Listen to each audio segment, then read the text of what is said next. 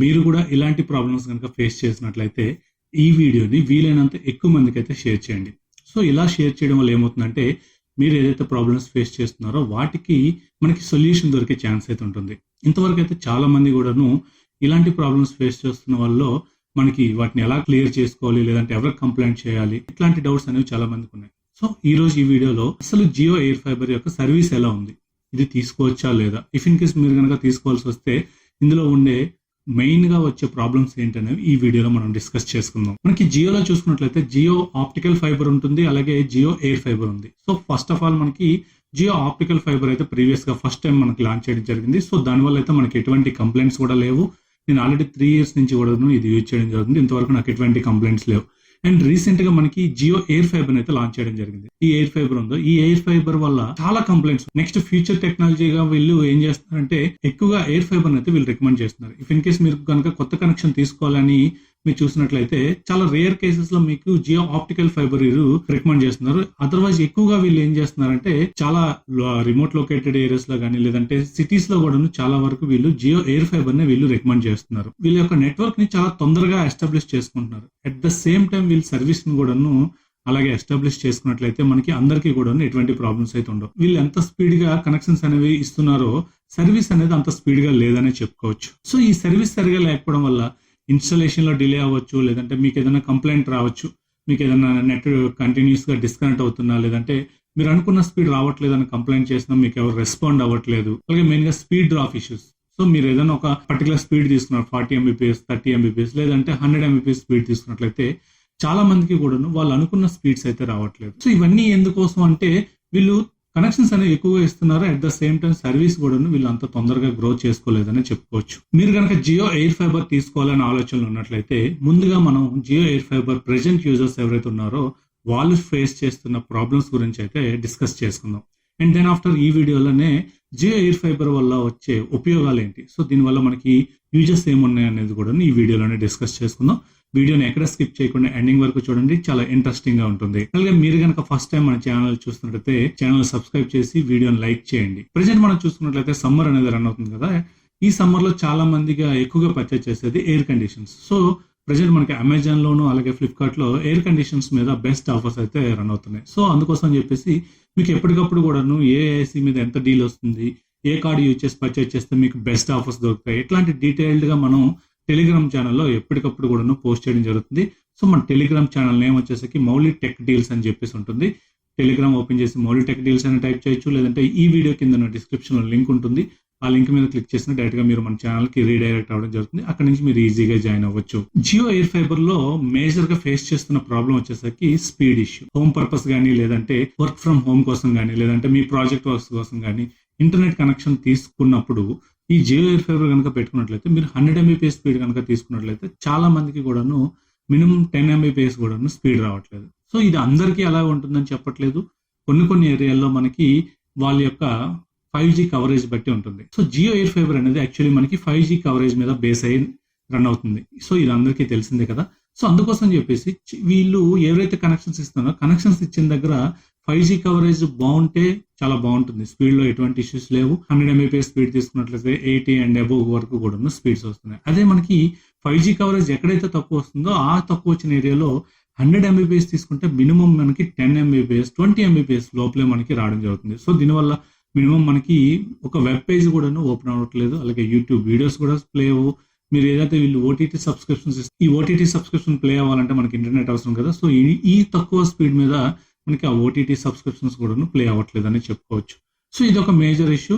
If in case ఎవరైనా సరే కొత్తగా జియో ఎయిర్ ఫైబర్ తీసుకోవాలనుకున్నట్లయితే మీ దగ్గరకి ఎవరైతే ఎయిర్ ఫైబర్ యొక్క సర్వీస్ పర్సన్ వస్తారో అతను వచ్చి మీకు ఎక్కడైతే మీరు అవుట్డోర్ యూనిట్ పెట్టాలనుకుంటారో ఆ అవుట్డోర్ యూనిట్ దగ్గర సిగ్నల్ స్ట్రెంత్ ఎంత ఉంటుంది అనేది చెక్ చేసుకోవాల్సి ఉంటుంది. సో ఇలా చెక్ చేసుకోవడం వల్ల ఏమవుతుందంటే ఫర్దర్ గా మనకి ఈ స్పీడ్ డ్రాప్ ఇష్యూస్ వచ్చే అవకాశం అనేది తక్కువ ఉంటుందని చెప్పుకోవచ్చు. ఇలా స్లోగా ఉంటుంది కదా అని చెప్పేసి ఏదైనా కంప్లైంట్ ఇద్దామని ట్రై చేసినట్లయితే ఇక్కడ ఇంకా పెద్ద బొమ్మ కనిపిస్తుంది. సో ఇక్కడ మనం చూసినట్లయితే ఆల్రెడీ మనం చెప్పుకున్నాం, వీళ్ళు న్యూ కనెక్షన్స్ గానీ న్యూ కస్టమర్స్ గానీ చాలా తొందరగా కనెక్షన్స్ ఇస్తున్నారు. చాలా తొందరగా వీళ్ళ జియో ఎయిర్ ఫైబర్ లో న్యూ కస్టమర్స్ జాయిన్ చేసుకుంటున్నారు. At the same time connections ఏవైతే ఉంటున్నాయో వాళ్ళకి రిలేటెడ్ గా సర్వీస్ కూడా వీళ్ళు అలానే ప్రొవైడ్ చేయాల్సి ఉంటుంది. బట్ ఇక్కడ చూసుకున్నట్లయితే న్యూ కనెక్షన్స్ వస్తున్నాయి, ఎక్కువ వస్తున్నాయి. బట్ వీళ్ళు సర్వీస్ పర్సన్స్ మాత్రం చాలా లిమిటెడ్ గా వస్తున్నారు. మీరు ఏదైనా కస్టమర్ కేర్ కి కాల్ చేసి కంప్లైంట్ చెప్తున్నట్లయితే వాళ్ళు మీ కంప్లైంట్ చేసుకుంటున్నారు. కొన్ని ఏరియాస్ లో వెంటనే సర్వీస్ పర్సన్స్ వస్తున్నారు. బట్ వాళ్ళు ఏదైతే అవుట్డోర్ యూనిట్ ఉందో ఈ అవుట్డోర్ యూనిట్ ని కొంచెం అటుగా ఇటుగా చేంజ్ చేసేసి మళ్ళీ వెళ్ళిపోతున్నారు. బట్ స్పీడ్ మాత్రం సేమ్ ఇష్యూ. మీకు ఏదైతే మనకి వాళ్ళు ప్రామిస్ చేస్తున్నారో 100 Mbps లో మనకి లిమిటెడ్ గా మనం చూసుకున్నట్లయితే 10 Mbps 20 Mbps లోపునే రావడం జరుగుతుంది. సో ఇక్కడ కస్టమర్ సర్వీస్ కూడా కొంచెం బాగాలేదని చెప్పుకోవచ్చు. ఇన్ ఫ్యూచర్ లో వీళ్ళు దీన్ని కూడాను బెటర్ చేస్తారని నా ఒపీనియన్. అలాగే నెక్స్ట్ ఇష్యూ వచ్చేసరికి ఇన్స్టాలేషన్. సో చాలా మంది కూడాను ఆన్లైన్ లో మన డిస్క్రిప్షన్ లింక్ అవ్వచ్చు, లేదంటే డైరెక్ట్ గా వాళ్ళైనా సరే వెబ్సైట్ లోకి వెళ్ళి వాళ్ళు ఒక 1000 రూపీస్ పెట్టి బుక్ చేసుకునేటప్పుడు వీళ్ళకి ఇన్స్టాలేషన్ అనేది చాలా లేట్ అవుతుంది. ఆల్రెడీ మన వీడియోస్ లోనే చాలా వరకు కస్టమర్స్ ఏంటంటే మేము ఆల్రెడీ బుక్ చేసి 15 days అవుతుంది, లేదంటే 1 month అవుతుంది, మాకు ఇంకా కనెక్షన్ ఇన్స్టాల్ చేయలేదు అని చెప్పేసి చాలా వరకు కంప్లైంట్స్ అయితే రైట్ చేయడం జరిగింది. సో నేను ఎప్పుడైతే ఈ కంప్లైంట్స్ చూసి జియో కస్టమర్ కేర్ తో మాట్లాడినప్పుడు వాళ్ళు చెప్పేది ఏంటంటే మనకి ఏంటంటే కనెక్షన్స్ అనేవి న్యూ కనెక్షన్స్ అనేవి ఎక్కువగా రావడం వల్ల వీళ్ళకి కొంచెం డిలే అవుతుంది అని చెప్పేసి వాళ్ళు చెప్పడం జరిగింది. సో న్యూ కనెక్షన్స్ రావడం వల్ల డిలే అవుతుంది, బట్ ఓకే అదేంటంటే మనకి 1 or 2 days లేదంటే 5 days వరకు అయితే ఓకే. ఇలా 15 days 30 days వరకు కూడాను ఒక న్యూ కనెక్షన్ కి వాళ్ళు ఇవ్వకపోతే ఇటువైపు ఏదైతే అమౌంట్ పే చేస్తారో ఈ అమౌంట్ కూడా రిఫండ్ రావట్లేదు. అట్ ద సేమ్ టైం వీళ్ళ కనెక్షన్ కూడాను రిఫ్యూజ్ చేస్తున్నారు. సో ఎవరైతే న్యూ కనెక్షన్స్ ఇస్తున్నారో ఈ న్యూ కనెక్షన్స్ మాత్రం విత్ ఇన్ మనకి 3 or 4 days లోనే వాళ్ళకి ఇన్స్టాలేషన్ జరిగేటట్టు ఉంటే ఇంకా బాగుంటుందని చెప్పుకోవచ్చు. ఇంకొక మేజర్ ప్రాబ్లం వచ్చేసరికి advanced payment. So air fibre లో మీరు తీసుకోవాలనుకున్నట్లయితే మీకు 6 months లేదా 12 months అడ్వాన్స్డ్ పేమెంట్ పెట్టి అయితే తీసుకోవాల్సి ఉంటుంది. సో ఈ 6 months or 12 months advanced payment పెట్టి తీసుకున్నాక మీరు 1 month యూజ్ చేసి మీకు తర్వాత కనెక్షన్ నచ్చలేదు, మాకు ఇది అవసరం లేదు అనుకుంటే మీకు ఎటువంటి రిఫండ్ కూడా ఇందులో రాదు. సో మీకు ఏదైతే మీరు అడ్వాన్స్డ్ పేమెంట్ పెట్టి తీసుకుంటారో 6 months అయితే 6 months, లేదంటే 1 year కోసం అయితే 1 year కంపల్సరీగా మీరు యూజ్ చేయాల్సిందే. అదర్వైజ్ మధ్యలో మీరు కనెక్షన్ మీకు అవసరం లేదంటే మీరు వాడడం మానేయచ్చు, బట్ మీకు ఎటువంటి రిఫండ్ కూడా రాదు. అంటే మనకి జియో ఆప్టికల్ ఫైబర్ లో చూసుకున్నట్లయితే మీకు 1 month ఫ్రీ ట్రయల్ పీరియడ్ అనేది ఇచ్చారు.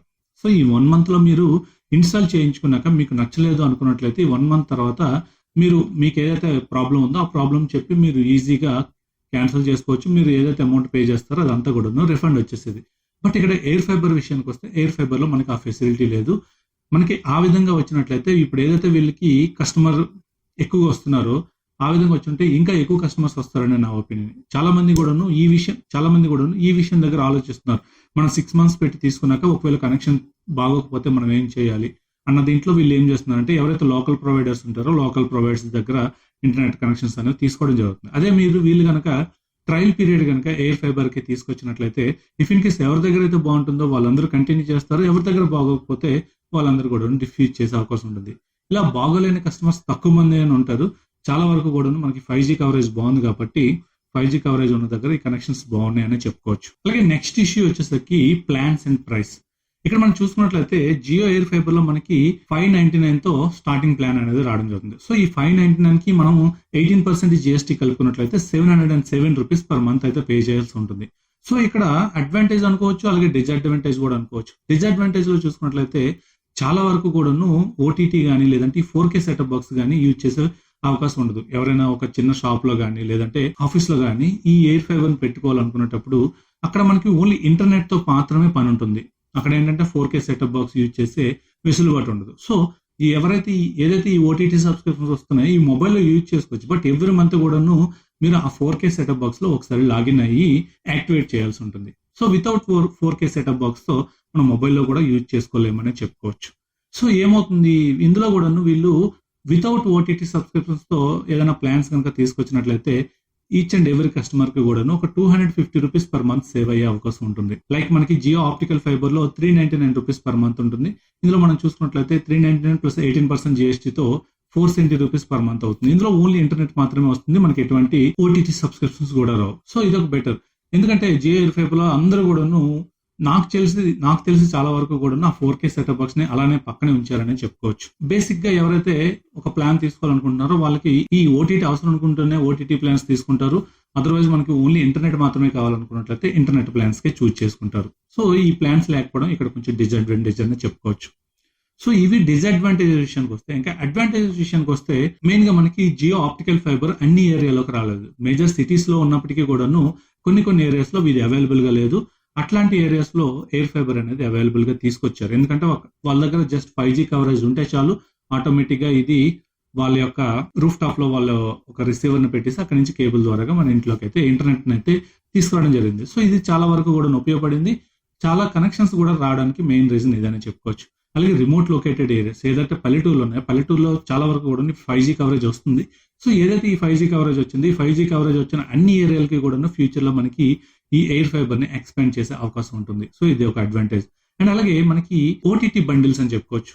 మనకి ఎక్స్ట్రాగా ఏదైతే మీరు ఇంటర్నెట్ ప్లాన్ తీసుకుంటారో, ఇంటర్నెట్ ప్లాన్ కి ఎక్స్ట్రాగా 200 రూపీస్ కనుక మీరు పే చేసినట్లయితే మీకు ఆల్మోస్ట్ 15 వరకు కూడాను ఓటీటీ సబ్స్క్రిప్షన్స్ అనేవి మనకి ఇందులో కవర్ అవడం జరుగుతుంది.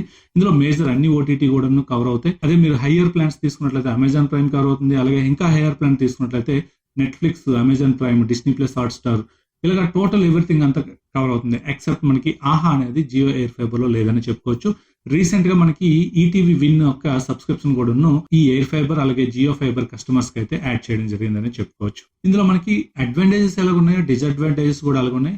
సో మీరు కనెక్షన్ తీసుకోవాలనుకున్నప్పుడు మీ దగ్గరలో ఉన్న ఆల్రెడీ ఎగ్జిస్టింగ్ కస్టమర్స్ ఎవరైతే ఉన్నారో వాళ్ళైనా కనుక్కోవచ్చు. లేదంటే మన వీడియోలో నేను డీటెయిల్ గా చెప్పడం జరిగింది అందులో ఉన్న ప్రోస్ ఏంటి, అందులో ఉన్న కాన్స్ ఏంటి. సో దీనివల్ల మీకు ఒక అవగాహన వస్తుందని నా ఒపీనియన్. సో ఇది ఈ వీడియో మీకు నచ్చింది అనుకుంటున్నాను. నచ్చినట్లయితే లైక్ చేయండి. అలాగే ఈ వీడియోని చాలా మందికి షేర్ చేయడం వల్ల వాళ్ళు చేస్తున్న ప్రాబ్లమ్స్ కి అయితే సొల్యూషన్ దొరికే అవకాశం ఉంటుంది. This is Mouli signing off.